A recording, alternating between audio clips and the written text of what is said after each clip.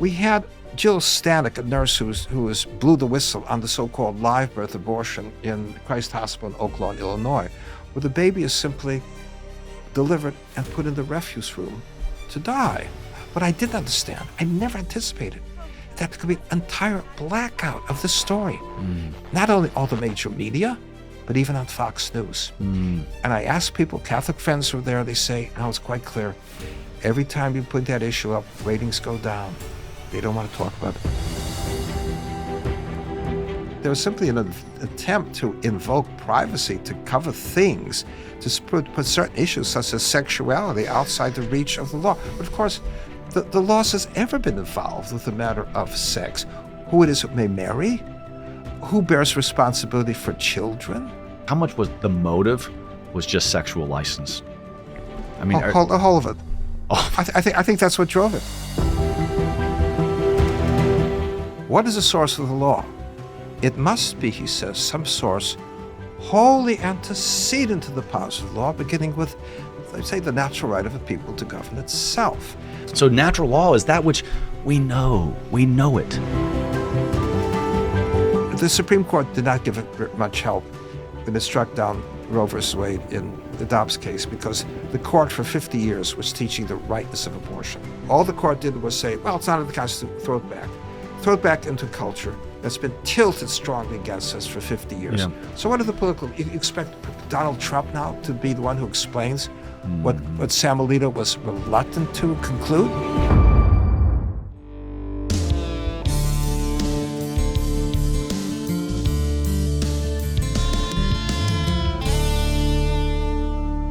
Hadley, it is a pleasure to have you here. I cannot tell you how much a pleasure it is, because I've been a fan of yours for a long, long time. Thank you for being here. Oh, it's sweet to be here, back with you and Ashley and your dad and your mom.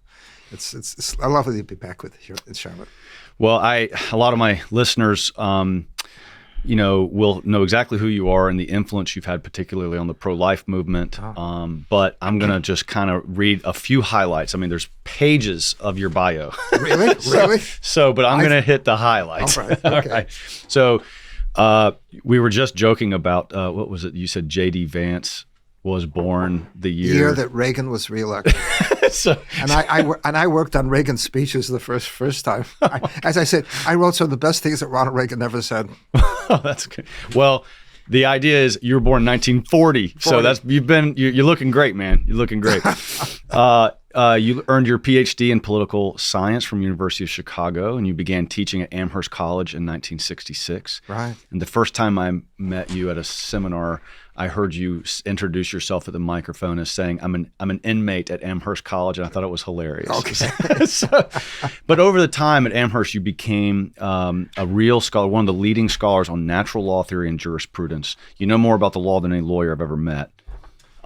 You've written 5 books with Princeton University, some of which are sitting right here that I have read and looked at multiple times through the years. This first one primarily made its way heavily into my master's thesis when I was a philosophy student. Was that right? Yeah. Oh, my goodness. So actually, because I did my master's thesis on Robert George.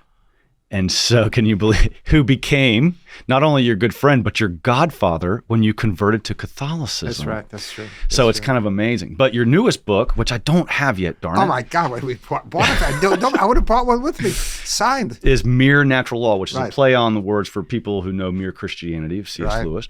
And that's with Rignering. Right. And over the years, you became the main advocate, architect of the bill that has become known as the Born Alive Infant Protection Act. So we're going to talk about that substantially, but just as a teaser for my listeners, this is when there's a botched abortion and the baby survives, and then what legally has to happen? Can they just let it die? Can they kill it? Is it a continuation of abortion? What's going on? So Hadley is the man behind the scenes who has helped this bill go into effect back in 2002, I believe, with George Bush the first. So, and in your retirement, if we can call it that, you founded the James Wilson Institute on Natural Rights and American Founding, where you're helping law students, politicians, judges, thinkers, scholars to understand how to properly use the natural law in their work. And we're going to get to that towards the end of this, Terrific. talking about what Terrific. your goals are. You're a convert, as I mentioned, from Judaism. Right. And you've just become one of the most respected figures in all of political philosophy and constitutional law. So I feel... Where did that news come in? Well, it's true. It's true, because I know a lot of people who have been highly influential. Everyone from Justice Thomas to Justice Scalia, who you're personally good friends with these guys, or Justice Scalia of happy memory. Yeah. But as I meet people, they all say, "Oh, Hadley." So we know that you're one of the most influential men out there. I feel ill-equipped, uneducated to even be able to ask you questions. I don't even feel equipped to ask you questions. I'm just a country lawyer. don't give me that line from some of this. Well, I am a country lawyer. As accomplished as you are. No, okay. no. Let's not do that. Okay. Let's get into it. Sure. Let's give a little overview for my listeners on what natural law is. You've done this a million times in your life. You've had to explain to young students, to veterans on the court, what natural law is and how it's different from positive law. So what is this whole natural law? Just the most basic explanation of it. This is the question I would get in doing the interviews for these shows, podcasts on the new book. And at times it was like Brian Lamb on C-SPAN. Would you remind our readers again, who again was Lincoln? And it would be, Professor, could you explain to our people what is natural law? We say, okay. I say, yes, it's the law that underlies all of the laws and the positive laws. You see signs saying 65 mph, 35 mph. Immanuel Kant would tell us that underlying those positive laws is a deeper natural law that tells us why we be justified in having a law, a positive law that restrains the freedom of people to drive at speeds that put innocent life at hazard. And as ever, as Aquinas would explain, we have to make a translation to translate the natural law into terms that apply to the circumstances and terrain before us. 65 on the open highway, 35 on the winding road. But the natural law also tells us who may have the authority to make that positive law. Now, I was on a platform years ago with that professor from Notre Dame, Amy Coney Barrett, who's an acolyte of Scalia's, and she loves the positive law. And one student, picking up on something I was doing, said, "Well, Professor, why you have such reverence for the positive law? Why is the positive law in America better than the positive law in Stalin's Russia?" She was a bit taken aback by the question. She wasn't used to it. And I said, the answer came in that string of 3 questions from John Locke. What is the source of the law? Well, the legislature that makes the law. Well, then what is the source of the legislature? How do you know you have one? The Constitution that tells you have one, how many chambers, what powers. But then Locke asks, then what is the source of the Constitution? It must be, he says, some source wholly antecedent to the positive law, beginning with, let's say, the natural right of a people to govern itself. So in our case, it came in this form, that no man was by nature the rule of other men, in the way that God is by nature the ruler of men, and men are by nature the rulers of horses and dogs. So if some men rule over others, it cannot arise from nature, it must arise from consent. Now, my dear friend Scalia would say, that is a lovely sentiment, but it's never been enacted in our law. And the answer was, of course it couldn't be enacted. It was the principle that had to be in there in the first place before we knew who had the authority to enact anything. Yeah. So Lincoln, in the first inaugural address, explains to us that the rule of majority under moral and constitutional restraints is the operational form of government by the consent of the governed. But he assumed that the principle was already in place. Yeah. We don't enact it because we need the principle there before we know who has the authority to enact anything. So my claim to fame is I made Justice Scalia angry one time. Oh, I made him angry. I made him angry. Many times. Many times. What did you well, the difference was you were his friend. I wasn't. I didn't know, So he came to my law school. And of course, it was a big day. He spoke to the whole school. We're all there in the big auditorium. He gives a talk on his strict constructionist stuff, which we'll get into a little bit later on. And he said, his words were, we should read absolutely nothing whatsoever into the words of the Constitution. Oh. And I raised my hand, and he said, yes, you. And I said, did you not read that into the Constitution? Yes. That you should not read anything into the Constitution? Yes. And where did you get that proposition? And everyone chuckled, which was the worst thing that could have happened, right? You did it. And he looked at me and he said, you'd be a terrible judge. Next question. And I'm like, you caught him. Oh man. No. You. That was his response to me. I felt you caught I him. felt good and really bad at the same time. No, you caught him. 2 nights ago, I was at supper with Maureen Scalia because his daughter or wife? No, the wife. His wife. Because we had between the families, we used to get together for joint birthdays. My wife Judy's birthday was March 4th. Nina was March 11th. So we get together for the 2 birthdays, and they're both gone. So Maureen and I get together at different times to do this. That's nice. But they're just Nino is Antonin Scalia. Yeah, that's right. But he was, but you caught him on just exactly the right point, and we'll have more to say about that because he'll say we can't use the natural law because we have no consensus on that point. To which his friends ask, did you ever get a consensus on that proposition? What proposition? You need a consensus. You need a consensus. Because we never got our ballots. And if we got our ballots, you wouldn't have had a consensus. Yeah. Well, as it turns out, Neil Gorsuch writes his book saying, guess what? Originalists can disagree. And yet that doesn't seem to impair the notion that originalism has truths to discern. Right. Well, okay, there's a longer story that way. Yeah. Okay, that gets us into the deep problems that afflicted my dear friend. You talk about natural law in a very simple way. You talk about the plowman who just knows what right and wrong is. You talk about children who know what right and wrong is. You don't have to teach 7-year-olds that stealing a toy from them is wrong. They know it. But somehow people go to college, they go to law school, and systematically over a decade or so, we eradicate the natural law out of their minds. It's still in their heart because they know it. It's written on the heart by God. But we do everything we can in higher education and now social media and culture to eradicate the notion that morality is something that goes beneath the document that we hold on a piece of paper called the Constitution or the Bill of Rights. Right. So natural law is that which we know. We know it. Well, it's. So I draw upon James Wilson, who drew upon his great teacher, the great Scotsman Thomas Reid, and I'll be saying something about them tonight and tomorrow, about those precepts of common sense that the ordinary man not only knows, but just has to know to get on with the business of life. Now, you're picking up, on, as I picked in my book, of C.S. Lewis saying, in the conversation, arguments among children, you find the moral reasoning, their argument about rights and wrongs. And it's an argument. They're not telling you what they like or dislike. It's an argument. And an argument makes no sense unless you think there are standards of judgment, the difference between right and wrong answers. It's a real quarrel. And the guys will look for rules. Well, we did it last time. Why don't we do it this time?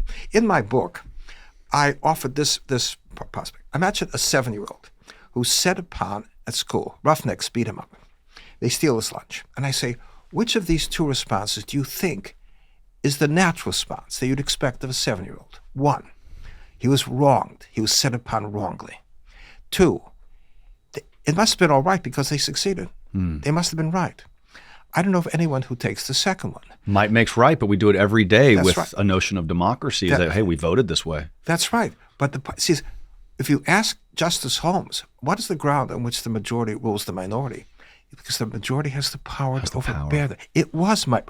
Now, my point is, might makes right. The 7-year-old has a more natural sense of the matter than the learned Justice Holmes. As you suggested, it took a heavy dose of theory, clever theory, to talk somebody out of what he would know naturally. Who was your friend that said, I hope that on my tombstone it says he had no theories? What was that? You remember that? Oh, my beloved Daniel Robinson. He's drawing on Thomas Reid there. He said, Dan wrote 18 books. He was one of the first psychologists who was fluent in Latin and Greek. He wrote he's in the neurosciences. He wrote a book on Aristotle psychology for Columbia. He's ended his days, last 20 years, lecturing at Oxford on Kant and Thomas Reid. You could get his stuff on YouTube. And Dan said he wanted on his tombstone, he died without a theory. that's because, once again, it was an appeal, let's appeal to Thomas Reid about the things that the ordinary man has to understand before he starts trafficking in theories. Yes. And so the argument would be, as Dan would say it, before the average man would banter with David Hume about the meaning of causation, he knew his own active powers to cause his own acts to happen. These are things that people have to know in getting on with the business of life. That's what I find. And Dan, my dear friend Dan, and I found the ground of what we take to be the natural law. Yeah. So, okay. If I'm trying to put kind of the history of natural law on a very, very rough timeline. And if I go all the way back to the constitutional conventions, we find that the founders who are writing the Constitution, they debated the Bill of Rights, whether the Bill of Rights should be in or without. Well, they did not at the Constitutional Convention, though. It was after that. It was what do you call that? Well, the first Congress. First Congress. Sorry. So, so they're debating whether the Bill of Rights should be there or not. And and this is shocking to most people, but some of the founders thought, no, don't issue the Bill of Rights because you're like enumerating rights that we all know we have. Like, are you going to write down that I have? Why don't you make another right that says I have a right to wear a hat? I have a right to put on pants. I have a right to walk down the street and to buy a cup of coffee. Where's that right? So, talk to us. Was that one of the earliest, I guess, points where kind of natural law, the debate kind of shows its face in our history? Oh, sure. I was going to do something on this tonight.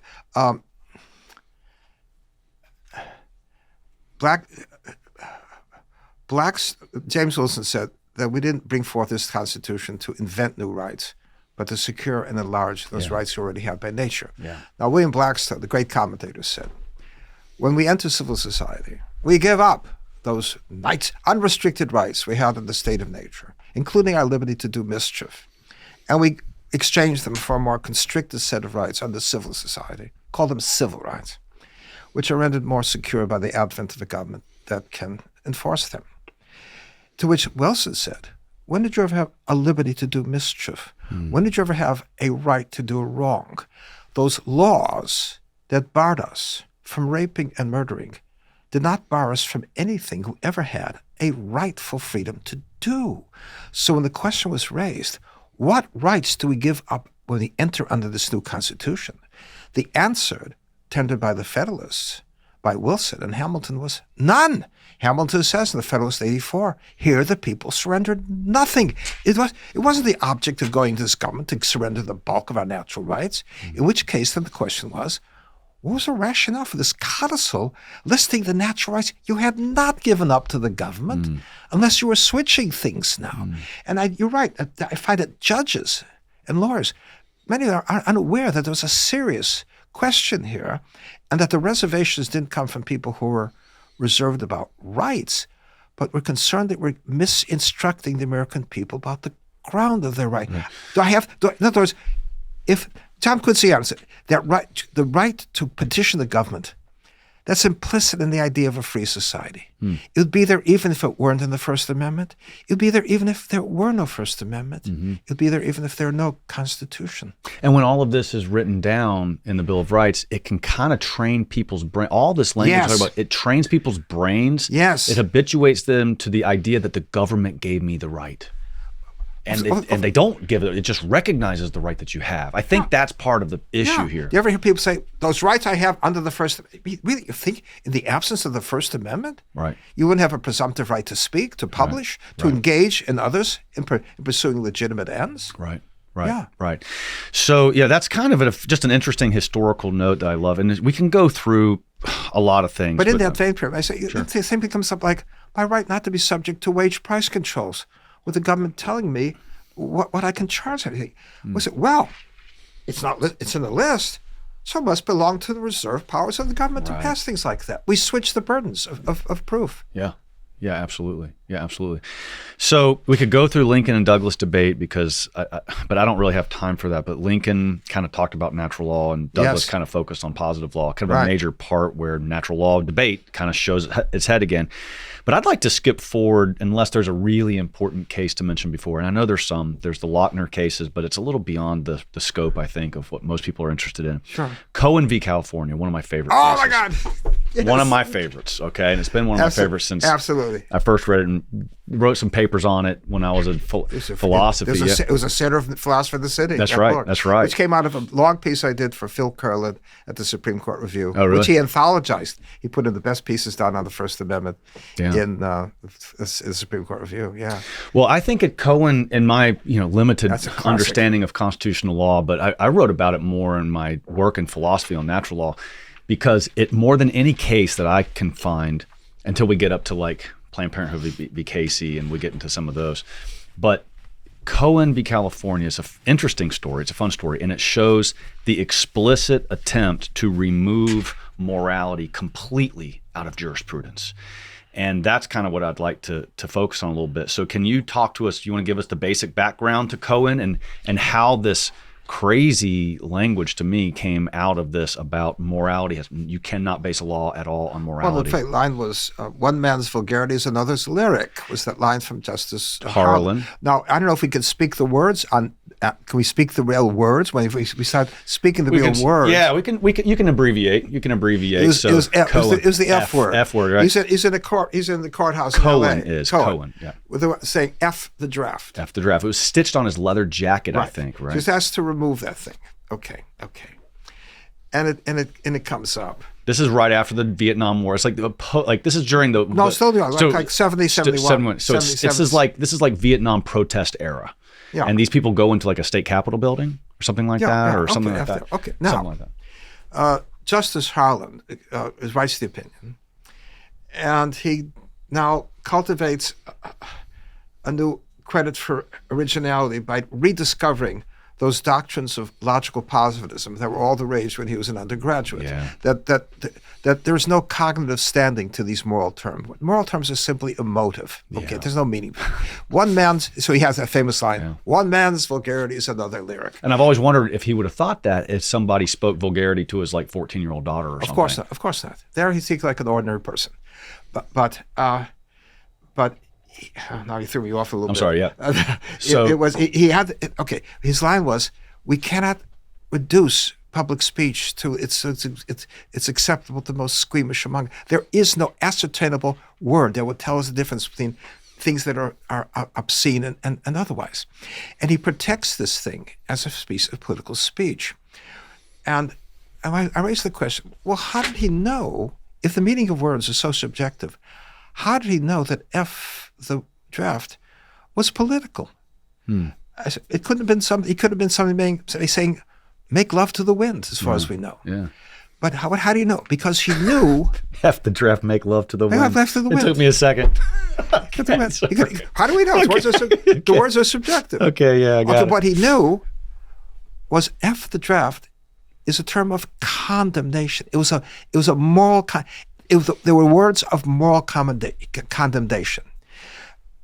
We are by nature moral creatures who are given to arguments about right and wrong. We will bring forth the language that expresses moral judgments about right and wrong. He knew that he was making a statement about the wrongness of the draft. Yeah. So in other words, the argument is simply incoherent.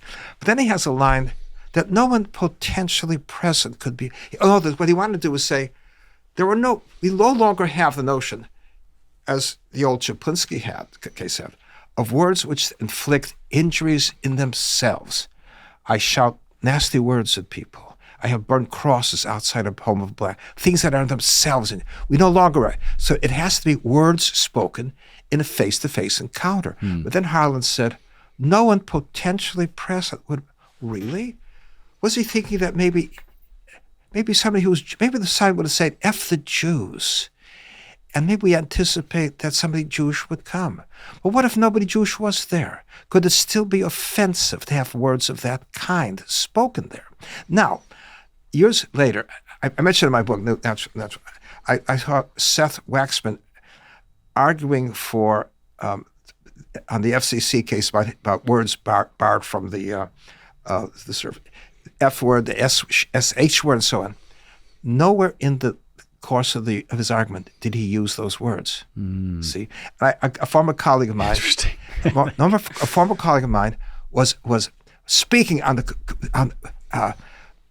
commending Harlan in the Cohen case before a commencement audience in the gym at Amherst, filled with parents and uncles and grandparents and so on, and he wanted to commend this case to say what the rightness of this holding. And he said Cohen was speaking epithets. He would not speak the words. Now, how did he know what words he should not be speaking? Unless you have an understanding in ordinary language of the things that people, and ordinary people understand. Truck drivers understand this. Ordinary people understand it, you see. So it was, now, the curious thing about that case now is that, let me ask you this. Like, but turn to the pro-life movement, because the argument was, if you encounter these things, just develop tougher skin or look away or don't go into public settings. I'm saying it used to be that when you come into a public setting, you can expect other people to show a kind of gentle respect, not to do something do something vulgar in the public space. Okay, but now the argument is no, it's your burden to turn away. Unless you're pro-lifers. If you stand silently outside an abortion clinic, that could be taken as an attended assault. Double standard. It was turned around for the pro-life people. Yeah. Be interesting if in that case that the lawyer representing the government, I guess, would have California, I guess, be arguing before the Supreme Court. If they could have just inserted the F word every other sentence in their statement, they wouldn't have allowed to do it. They wouldn't be allowed to do it, and they wouldn't have printed it. Exactly, and so that's the point. It's like they could have done that just to show the point. You're saying that this guy can do this, but you're saying I can't do it here. Come on, because what that confirms is the old argument of Justice Murphy in the old Suplinski case. These words are not necessary to the exposition of ideas. So that when Seth Waxman was giving his argument to defend those words, those ghost words, he never used those words, and it didn't impair him from having an argument that was successful. That was a famous case of where this guy was, I lose his name. He was speaking for a PTA meeting, and he had only one adjective: mother effing. And the question, if you stop him, just ask him, just refrain from doing that, for the sake of avoid destroying the climate of civility. We would not impair him from giving the most searing substantive attack on the school board. In other words, Murphy had it right. These words were not necessary to the exposition of the argument. So some of us would say, we're dealing with these cases in our own time. Look, you can read Hitler's Mein Kampf. We can have substantive arguments. That's different from having brown shirts going to a Jewish neighborhood, the people who survived the Holocaust, trying to rekindle the nightmares of their youth. Yeah. Okay, so Cohen v. California, the moral underpinnings of a legislation were really eroded away. If I recall, it had something to do with they made the argument that you couldn't pass laws based on morality. You had to do it on. Well, that long preceded that. We're moving away from that for a long time. That had been gone. Sure, so they were saying you got to it can't be illegal. A state can't outlaw. You can't have a statute against it unless it like hurts someone else directly, kind of thing. And it seems like Cohen kind of did that. But as we move past Cohen, how did this erosion of natural law and the attempt to eradicate morality from any kind of statute or any kind of rationale for passing a law, that made its way eventually to Roe v. Wade, and it took a major dip, I guess, at Griswold v. Connecticut in 1965, when the whole notion of privacy, the right to privacy, came out. So I know there's so many other cases, but can we go from Cohen to, say, Griswold v. Connecticut and kind of try to explain to people how important that was and eventually leading up to Roe v. Wade? Well, there's a matter of contraception,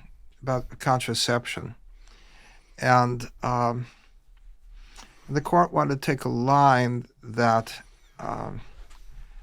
it would interfere.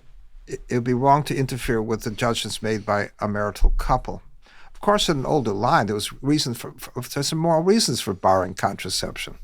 Okay, but they don't want to recognize that. So the first argument was that on a certain kind of privacy, we should not impose this on married couples. But then it moved from married couples to unmarried couples and to virtually everybody else. Now, Justice White, Byron White, accorded with us. Said, yes, this is for married couples, but he said there may be good reasons to restrict the availability of contraceptives to minors. Maybe even restrict them to be distributed at cafes for one-night stands. There may be good reasons to do this. He held up the possibility there are still good reasons to restrict it, but that all went away with by 1965 the sexual revolution as part of the beginning of things unfolding now to remove all kinds of moral restraints on sexuality altogether. So yes, that was on the way. To Roe versus Wade, but I think the whole thing started long ago. It was with Justice Holmes, the line that in the path of the law, Justice Holmes saying that it would really be a good thing to purge all words of moral significance from the law altogether. Yes, and give us a law that is pure law, not affected by these vexing moral questions that just have no answers, Page 50 in your book, he says... Natural right and right to choose. Yes, look, somebody's really read that closely. My goodness. I have. Wow. And so Justice Oliver Wendell Holmes, who's held up as a hero, he says it would be a notable gain, quote, if every word of moral significance could be banished from the law altogether and other words adopted which could convey legal ideas uncolored by anything outside the law. That's right. Amazing.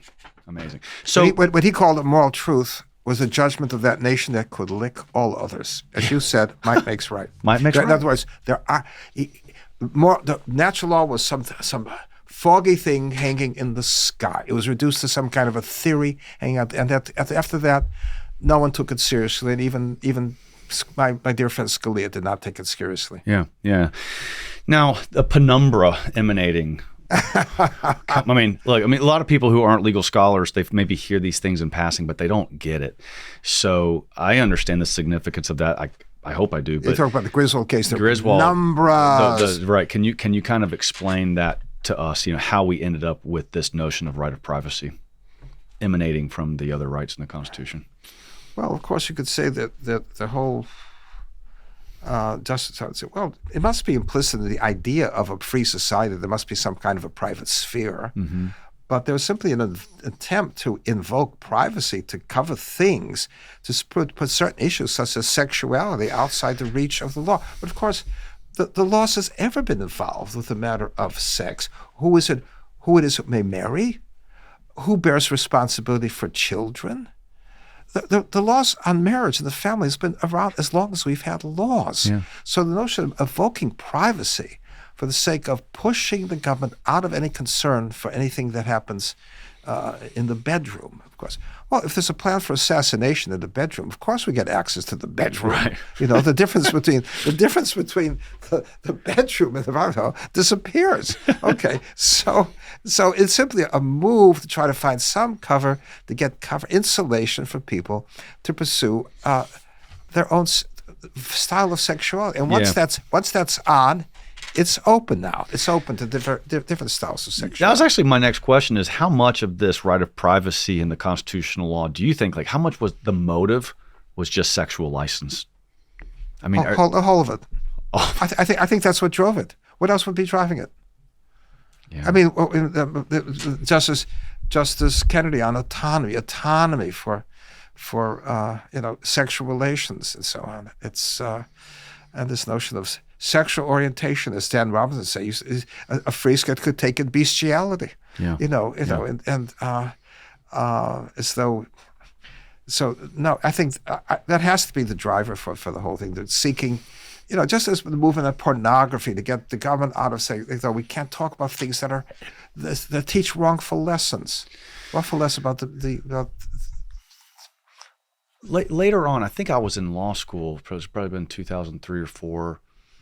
Wasn't there a case? I didn't prepare for this, so forgive me for my butchering of this. But there was a case. I think Justice Anthony Kennedy wrote the opinion. It was about digitally created child pornography, and about how was that wrong because it wasn't a real child, but could a state regulate that? And if I recall, Kennedy said something, a Catholic justice, said something to the effect of, I cannot say this is not art. I cannot say that this is not art, and therefore I have to allow it under the First Amendment. Does that ring a bell with you at all? Sure, but of course it's built upon fallacies, isn't it? I don't know of anybody people who favor the arts who don't think that the arts are part of a culture, of making culture better. But if the arts can be used to elevate, they can certainly be used to debase, to teach wrongful lessons. I remember some in Chicago, some black congressman raided an art gallery because the gallery showed a picture of the late black mayor Harold Washington in women's underwear. They thought this was just degrading. They had to come in and steal it to take it away. Yeah, it's a classic thing with Rousseau and the theater and the notion that you cannot be indifferent to the way in which your people find their pleasures. I remember there's a story of a reporter in the Times in a movie, in a film, seeing a man with a chainsaw dismembering a woman, and in the back of the hall hears somebody going, "Yeah," and you think, "My God, I can meet him on the street. He could be a voter. Mm-hmm. He has somebody who has share in power."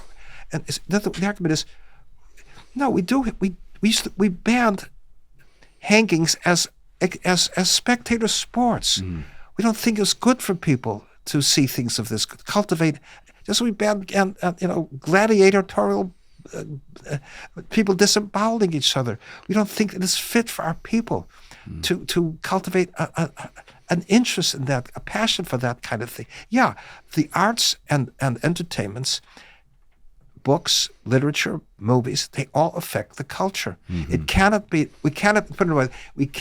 indifferent for the way in which people find their pleasure. Some of those pleasures could be doing things that are utterly debased. And we used to be able to speak about that. Hey, thanks guys for checking out the Conor Gallagher Show. Please take a moment to like, subscribe, or comment, or whatever you got to do to support it. And I appreciate that very much. I was just seeing an old biography of great John Michael Curley, the mayor of Boston. There's a real controversy over that film, Birth of a Nation, which is utterly degrading for black people. Yes, and I'm very familiar with it. Woodrow Wilson supported. He watched it in the White House. Excerpts from his writings were shown in the movie. And he said he called it a lightning bolt of genius or something. Bolt of genius. Something like that. Blacks were offended all over the country. Mayor Curley in Boston banned the movie in Boston because you're still taking licensing very seriously. Yeah. But that's the time. Well, back to local governments having concern for the health, welfare, and morals of the local population and taking it seriously until the courts began undermining those things in the name of this libertarian ethic. Yeah, eroding that moral sense that ordinary people bring. You used to say that nobody's a relativist where he lives. Exactly. You know that? It's the usual thing happens. You have an adult bookstore, a porn shop, or a topless bar comes out. The local council votes to put it out of business. So what does the owner do? He goes to a federal court to annex to his side a more libertarian variety of law. It's the Madisonian system at work, right?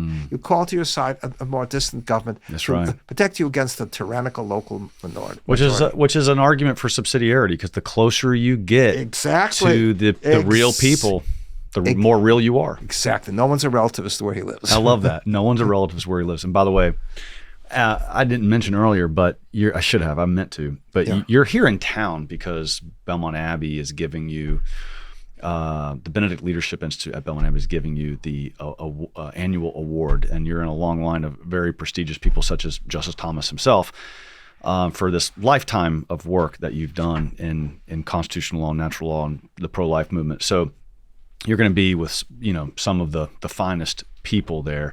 But one of the things that I'm actually going to say in my remarks about you tomorrow, because we're talking about relativism, is I say, if relativism was a demon, and there might be some demon named relativism, I don't know, you are his arch enemy.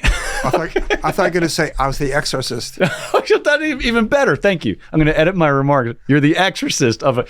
That's exactly right. Oh. You have been fighting. So look, my listeners understand relativism. Like, they get what that is. They might not know Cohen v. California.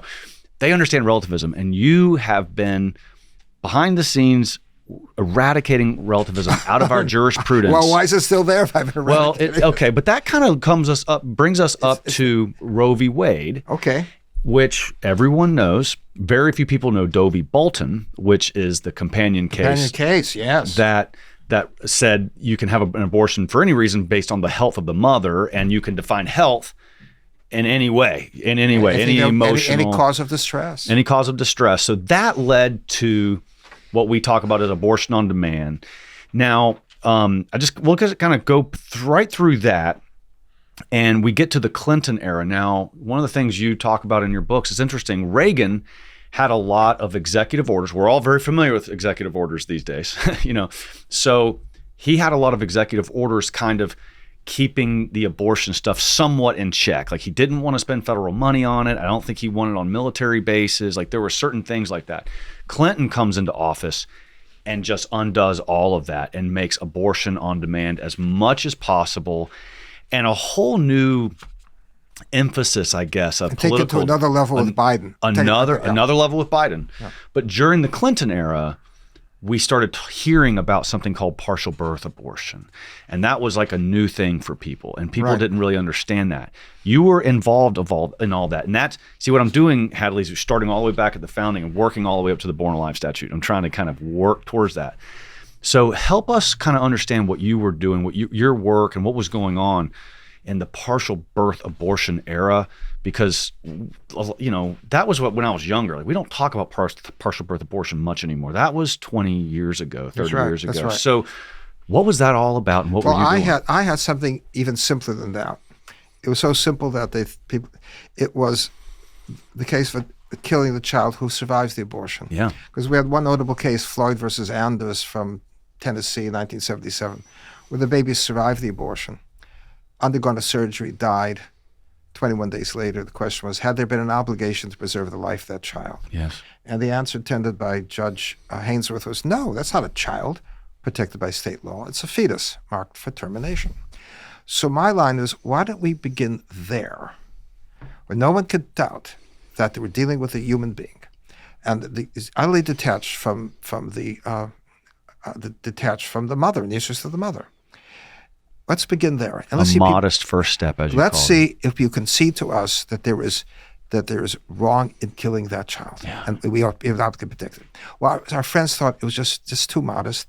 We have even a grislier case that people get, where a child is at the point of the birth canal. The head is crushed, so the child can be removed, so to speak, intact. And it was grisly, and we had lots of statutes on that because it was grisly. It was vivid. We could see it, and it got a lot of attention until the court struck down the bill for partial birth abortion in Nebraska. I was there when they did it in June 2000. Stenberg versus Carhart. And it with the nomination later of Sam Alito and John Roberts, they were able to sustain finally the federal bill on this matter in 2007. But at that point, they struck it down. They had nothing. So the National Right to Life had to go with my bill. That's the only thing we had. So we went with that. I led the testimony in the House Judiciary Committee. But our friends were thinking, what's the value of going with? It's so modest. Why is this worth doing? I'm going to say this in my talk tomorrow night. Henry Hyde couldn't see, but our friends were astonished that when we came out with a bill, the major organizations, Women's National Rights Abortion League, came out in opposition to this bill. Yes. And what was revealed there, as I'll mention tomorrow night, Conor, is this deep lesson, this curious lesson, that our adversaries, our enemies, understood the bill better than our own allies because they saw the principle that lay at the heart of the thing. They knew, and we didn't conceal this. We told them, we'll be back to ask you, what's the difference with that same baby 5 minutes earlier, 5 days, and 5 weeks earlier, 5 months earlier? Well, we thought, well, we'll try to persuade you step by step. But if we don't persuade you, at least from that vast volume of 1.3 million abortions, we may have saved a handful of lives, and that would be no trifling thing. We had Jill Stanek, a nurse who blew the whistle on the so-called live birth abortion in Christ Hospital in Oak Lawn, Illinois, where the baby is simply delivered and put in the refuse room to die. And she said, this is going to be the abortion, the method of choice. No instruments are introduced into the body of the mother where they could cause infection. And she got on the radio talking about this, and nurses were calling in from all over the country saying that, are you kidding? We've been doing that in our hospital for years. It turns out there was far more of this going on than we have imagined. Then we had that critical moment. We passed the bill, but we were encouraged to remove the penalties from the bill for the sake of averting a veto from President Clinton. I didn't think we had to do it. I didn't think he would fail to sign the bill. But we did it for him, and it stayed on even as George W. Bush came in, and the bill was passed. It was passed with the Democrats still in control of the Senate. And remember, Karl Rove asked me when we were there for the signing. I was invited to the signing of the bill. Karl said, "Why do you think they let it get to the floor?" I don't know. What's your surmise, Karl? He said, they must have thought somebody cared about this. Wow. And I said, well, there you made a mistake, because I don't think the Republicans would have drawn down any political cap. Okay, but here's the break comes 2013.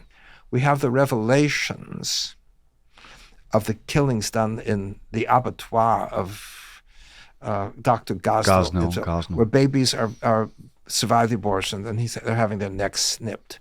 Suddenly we see this is bloody, and the police don't look into it because they have a sense of whatever's going on there, it must have something to do with somebody's constitutional rights to abortion. Okay.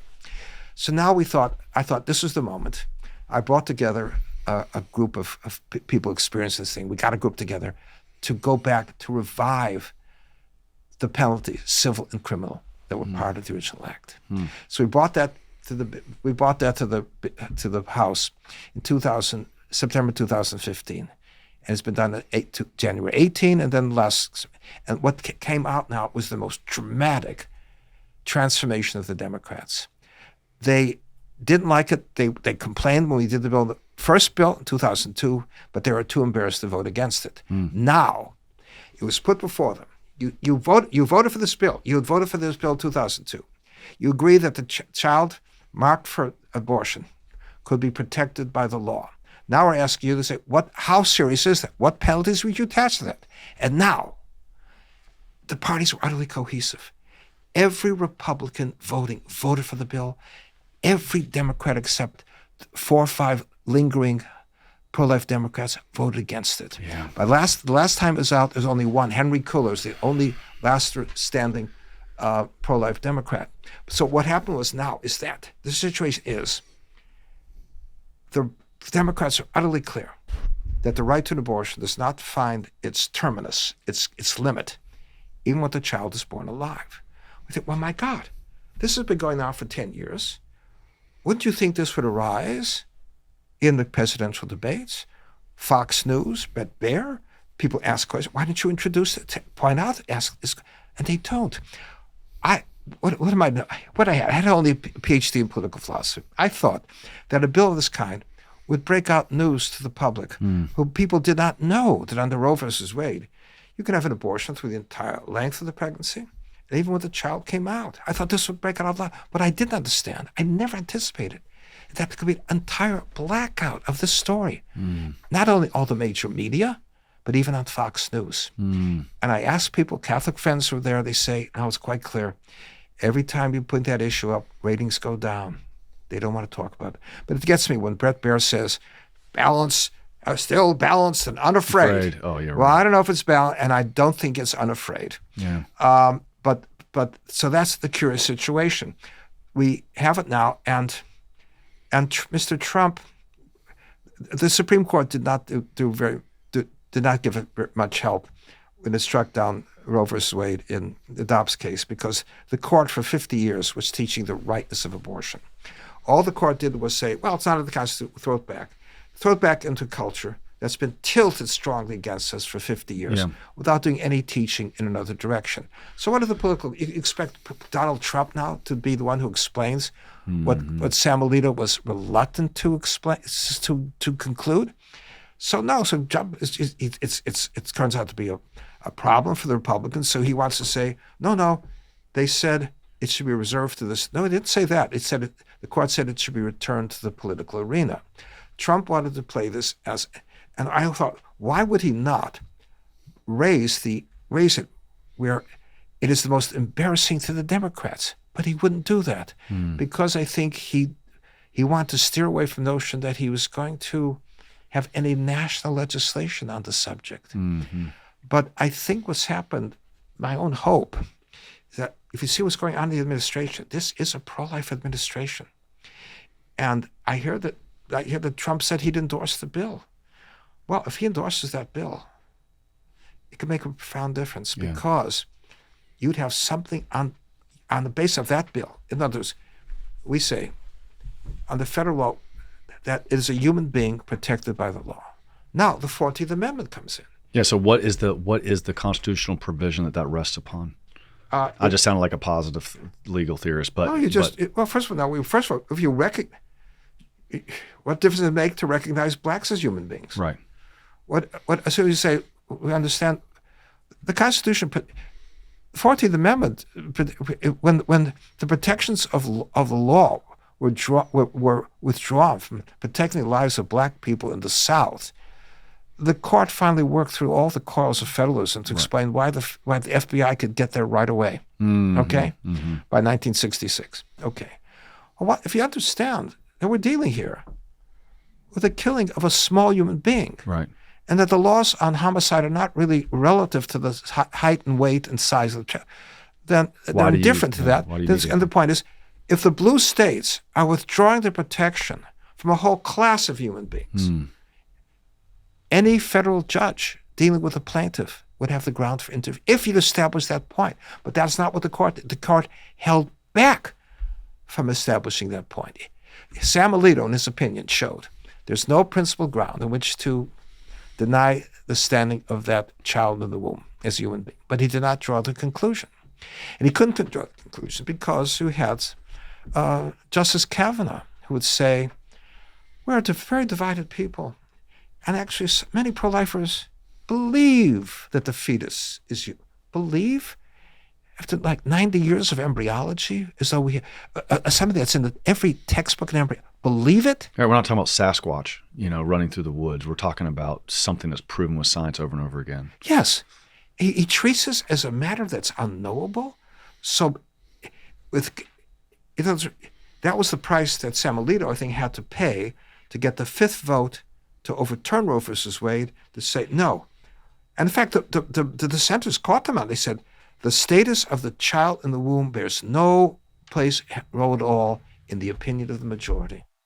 All they're saying is that abortion is not in the Constitution. You did not establish in that opinion that we're dealing with a human life.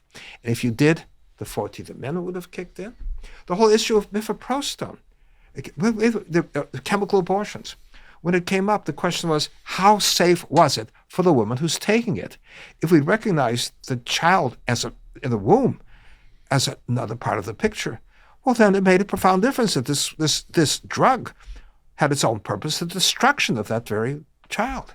It would have made a profound difference if the court had been willing to recognize the standing of that was the difference between conservative jurisprudence, if we've known it. So the argument coming even from Alito and others is that the original argument is abortion is not contained in the Constitution. Therefore, no federal judge can possibly have the ground in which to proclaim any right to abortion emanating from the Constitution. But of course, marriage was not in the Constitution. when the Supreme Court struck down the laws that barred interracial marriage in 1960 and proclaimed a constitutional right to marry. And as my dear friend Jerry Bradley pointed out, the federal government had ample reason to be dealing with abortion. It had, even before Roe v. Wade, had to deal with abortion in military hospitals, in diplomatic outposts abroad, abortion in the territories. In fact, 2 years before Roe, the court sustained the laws on abortion in the District of Columbia. It's not that abortion cannot come within the reach of the federal government, but that's how conservatives were willing to play it. Detaching the question, in the style of Home, detaching the question utterly from the question of moral substance that was at the very center of the case.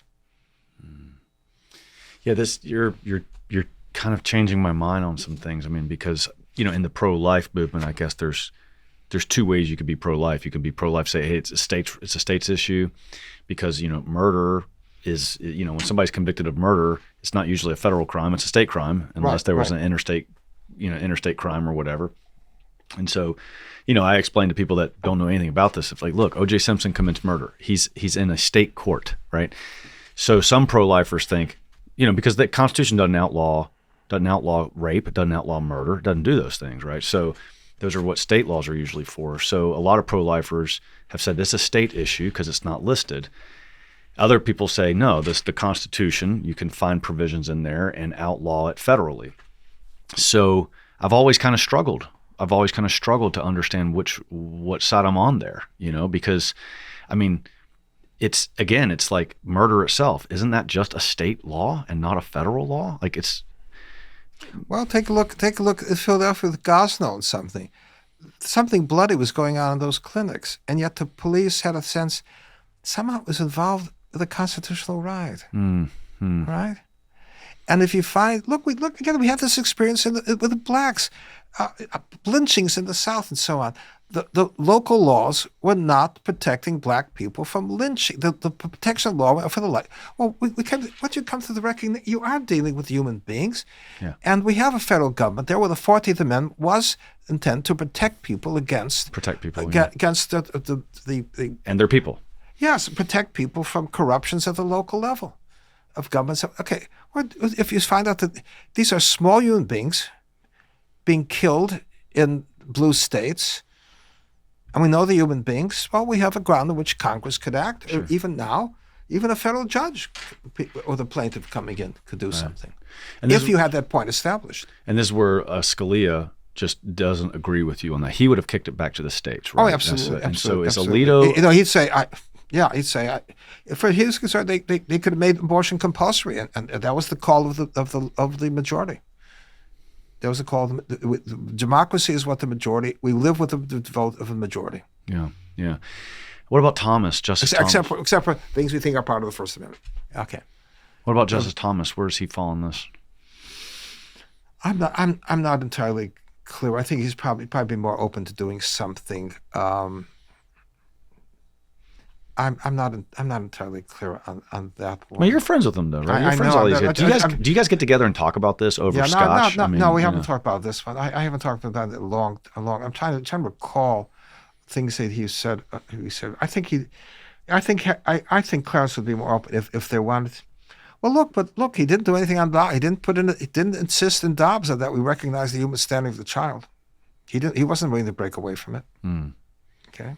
Is that intentional, or is it just not dawning on them? No, because I think it's become part of. Where did Brett Kavanaugh get this? It's interesting. He's a Catholic. Part of the argument, used to show years ago that. You remember the way I used to do this. So we used to use Lincoln's fragment that he wrote for himself, and imagining a conversation with the owner of slaves, saying, "Why justify making a slave of the black man? He's less intelligent than you are. Than a white man who comes along more intelligent than you may enslave you. He's darker than you are. The lights can have a right to say, and beware our next white man who comes along with a complexion lighter than yours." It's simply principled argument. And so we simply, as you know, do the same thing to say, well, why is that offspring in the womb anything less than human? Doesn't speak yet. Neither do deaf mutes. Doesn't have arms or legs yet.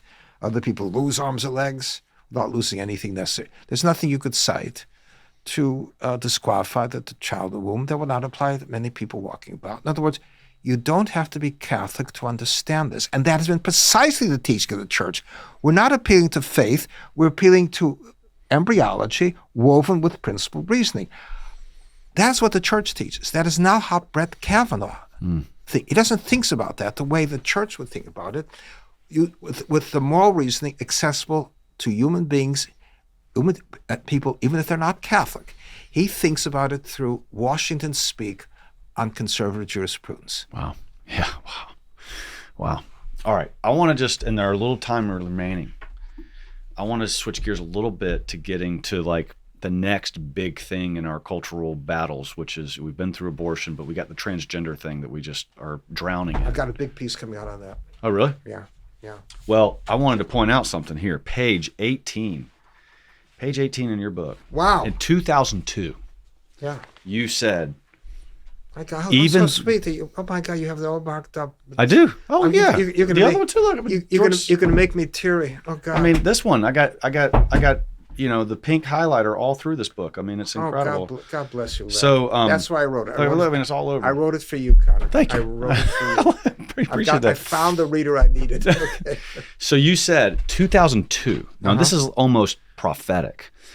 You said even the okay, so what we can call, quote, human nature is, quote, socially constructed from one place to another according to the vagaries of the local culture. Oh, yeah. Even the differences of sex are regarded as differences in perception, which may be shaped in different settings by the way in which people come to view the matter of, quote, gender.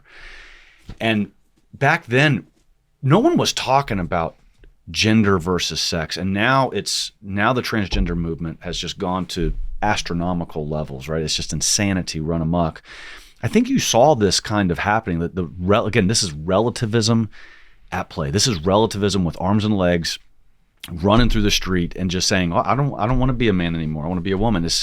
We've lost our minds as culture, right? To be able to say that a full-grown man can use a little girl's locker room at the YMCA because he identifies as a woman. So you kind of saw this happening. Just talk to us a little bit about how you see the transgender movement right now and what's going to end up happening with it. Well, of course, this is a matter of lamenting for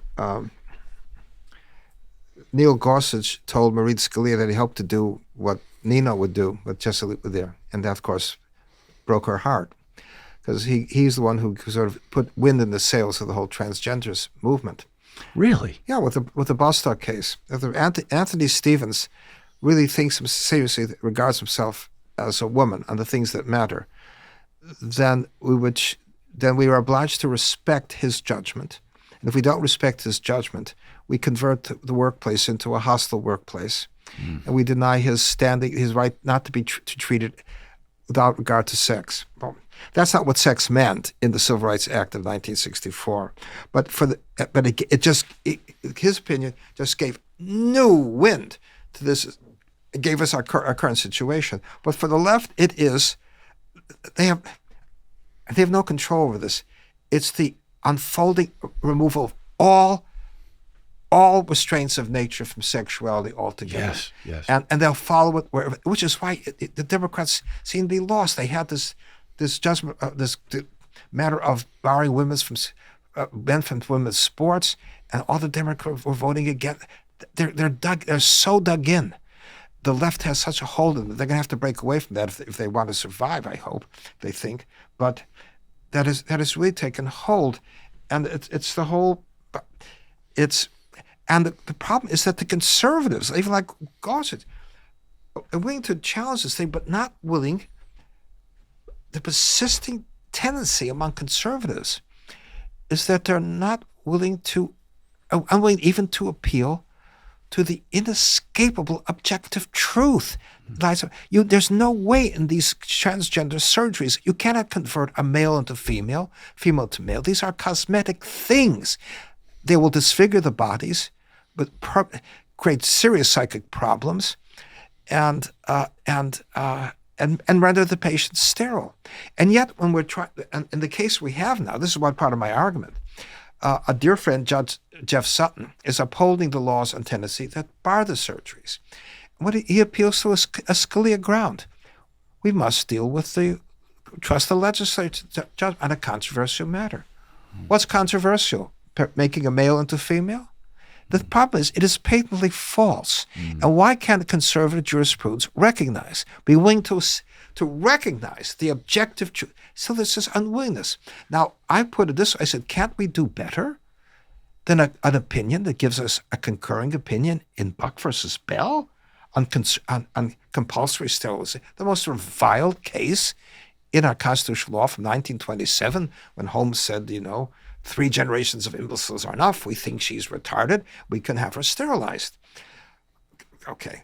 Now, we could say, well, it's like that. Well, a legislature decided, reasonable people. Can we not do better than that? Can we not summon the willingness to say look, in the Congregation for the Doctrine of the Faith, when Ratzinger was there, said, there's not always been in Italy, there's not always been a Hungary, but if there are going to be human beings, there must be males and females. That is how we are constituted. He said, that is the telos, a very purpose that is why we are sexual. That is the purpose and meaning of it all. You cannot recognize that at the core of the matter. So what you're saying is this would be like a controversy comes up to the court of whether 2 + 2 is 5 or 2 + 2 is 4, and the conservative judges today saying, well, we better send that back to the legislature because this is debated in culture now, so they have to go settle this. Is 2 + 2 4? And you're saying what it is, just say it. What constrains you? What is there in the code of jurisprudence that makes you think you cannot appeal to an objective truth? Yeah, that's it right there. And Scalia said, well, we can't establish who is a human being. We'll give it to a legislature. Wait. What kinds of beings are fit to serve in legislatures? Can the dolphins do this in Massachusetts? you don't know? The whole regime begins with an understanding of what makes a human being different from a horse and a cow. Yeah. You can't recognize that point. The legislature has to pass a law saying that a dolphin can't serve as a legislature. It gets silly. It gets totally silly. On what ground do you rule out the dolphins? They have some emphatic notions. Give them a picture of candidates. They may matter. Hadley, you've become you're the apostle. They call G.K. Chesterton the apostle of common sense, and you are. So we have lost. It's no longer common. Common sense is no longer common. You know what I mean? So, wrapping up, tell us what your mission is for the James Wilson Institute, and we're going to put a link in our show notes, Kevin, to the website for James Wilson, because what you're doing here is really important to shape the minds of the next jurist. Somebody drew me into this. Tom Klingenstein tried to draw me into this program. He said, I want you to change the culture. I don't think we could change the culture, but something dramatic has been happening. We've drawn some of the most gifted, accomplished graduates of law school coming over to our seminars. And also we have a seminar bringing together gifted professors with federal judges, stars of the federal bench, who want to get a firmer hold on this. And the object is to just restore remind people of the furnishings of mind of the people who made this republic and how they did it and how they reasoned about these anchoring axioms. And what's remarkable is over the last couple of years, I'm going to be talking about this tonight and when we get together. And I've never seen young people so on fire about the project. They want something more moral coherence. And we have people telling us something like, actually saying things like, this has been the best week of my life. This week transformed me. Conor, I have a conservative skepticism about things like that. Okay, but what exactly? I'm trying to find, and I'll be talking about this tonight. What have we learned from the students? What we think is the thing to do. But we had this meeting on my book at the Federal Society. We couldn't believe it. 800 to 900 people came to the main ballroom, 1,300 online, people in the overflow room. And I was in good form that day. And Dave Vandenberg, this wonderful DA in El Paso, a DA with a degree in comparative literature, And Dave comes up and says, Hadley, there's a hunger for this out there. Mm-hmm. And he also said, Hadley, you have a gift for this. And I said, now you tell me. Think of the money I could have made selling insurance. but we've seen young judges coming over, judges sending us their clerks. We have judges like Edith Jones in Texas wanting to see these clerks coming to me. Have any of them involved in James Wilson? Mm. We seem to be making it through. Mm. And we're doing it by just going back to the fact that these anchoring axioms, that that James Wilson... Anchoring truths right there. Anchoring truths. Yeah, that's right. Do we have 5 minutes for one riff? Yes, we do. I think of one thing that reflects it. Thomas Reed relied on that great, very engaging and funny Scotsman Thomas Reed. And Thomas Reed would look at Descartes. Descartes tried to work his way through his delirium with the notion, cogito ergo sum, I think, therefore I am. Mm-hmm. And Reed said, he might as aptly saying, I'm sleeping, therefore I am. Right. I'm doing nothing, therefore I am. He said, if a body's at rest or moving, it exists nevertheless. This could. And James Wilson said, he doesn't know he exists. How does he know they're his own thoughts? So my dear friend Dan Robinson would tell us, the amnesiac doubts who he is. He doesn't doubt that he is. That's okay. Smart. Okay, so I want to take you back. Only a philosopher doubts that he is. Right. So I want to just follow the moment. I think years ago at Princeton, Shirley Tillman, who's a biologist, president of Tillman, was giving a lecture. And she used the expression pre-embryo. A voice from the audience, I won't tell you whose. So I just want to be clear on that. What you call the pre-embryo, you don't think that it's really a different entity from the one you'll later call an embryo, a fetus, a newborn, and the one we'll come to know as the anchor on the evening news. And she said, no, of course. It's the same entity. And Sam Alito tells us, if we can protect that child in the womb, after viability, we must be able to before viability. It must be the same entity. Mm. But then our friends at the Wall Street Journal say, what's wrong for DeSantis to go for the 6-week bill to protect the child instead of the 15-week bill? Are they not aware that we're dealing with the same entity? Mm. The little boy gets up, he's 5 years old. His ball is in the corner of the room. He thinks it's still his ball because he knows is the same person he was yesterday. Mm. And never in his life will he have reason to doubt it. Now, why is it that our friends at the Wall Street Journal have trouble catching on to something like this, right? I love it. That's great. That's great. All right. Before we go, why did you become Catholic? I'm going to tell you all that tonight.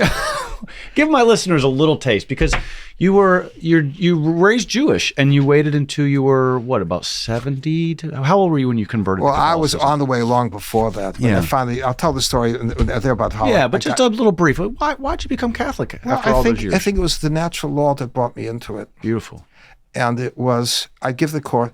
First thing sprung from my signature course at Amherst called Political Obligations. And I get a note from Ned Desmond, stationed in Tokyo for Time magazine, saying, is that work we did together, a natural law in political obligations, that brought me back to the church. Mm. And what my students were seeing was that the church had become the main sanctuary for the moral reasoning of the natural law, even after the currents of relativism had corroded everything around them. Mm. And so I was there. I found myself as a non-Catholic being a Catholic apologist. So and people love this. I could say, look, I'm not Catholic. This makes eminent sense to me. I'll say this tomorrow night. The students of some friends of mine were complaining that now that Hadley's converted, we've lost him.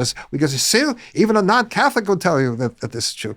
Well, at a certain point, as I'll explain, the moment had come where Father, I don't want to give away all my lines that I'll use tomorrow night. Do you want me to use any of them? That's all right. No, but the point is, Father Arnie Peniel finally confronted me. He said, "You, standing at the threshold all these years, not coming across. Maybe it's time to come." That's beautiful. And I couldn't have done it without my wife. Look, we're two Jewish kids. Her parents fled Vienna under Eichmann. We came back 35 years later. My father-in-law remember where the Gestapo headquarters were and everything else like that. And yet Judy, I couldn't have done it without Judy's support. We had our friends, the Novak, Michael Novak. We found ourselves, the Scalias. We were living in a Catholic world. The pro-life movement had done this to me in part. I finally said I had Catholic readers, and Judy was. Robbie George, you'll hear me say this tomorrow. I was coming into the church, and Robbie George said, "Why don't you let people know?" I said, "It's not a world-class event." Well, people were to drive in from Boston and fly in from Cleveland for this little chapel. And Judy saw 80 friends coming up to take communion. She was so moved by this. Yeah. And I found out later she told a very dear friend, they said, "I should probably join Hadley and coming into the church." I couldn't have done it without Judy. And but it was the right it was the right thing to do. And I'll tell the story tomorrow. Somebody caught a picture of people coming out of the chapel that day. Maureen Scalia and Matt Spaulding with the smiles looking as though we just won some kind of an election. And I wondered, why are my friends so happy about this? They really were. They had such joy. Yeah, sure. And it was just so lovely. It was the right thing for me to do. But the point is, as Michael Novak used to say, when you're Catholic, you're at least Jewish. And I have not felt less Jewish. You know, I used to say the point, look, I've had people, well, he's not exactly religious. He's a cultural, he's a Jewish atheist. If you can have a Jewish atheist, you can have a Jewish Catholic. Wow. Right? Wow. Well, as the book of the Hebrews say in the Bible, that you're surrounded by a cloud of witnesses, and you're surrounded by friends who love you and are grateful for all the work you've done. Thanks for being here with us. I look forward to tonight and tomorrow night at Belmont Abbey, but thank you, Hadley, for being here. God bless you, brother. Thank you. Wonderful. You're a terrific interviewer. You know how to do it.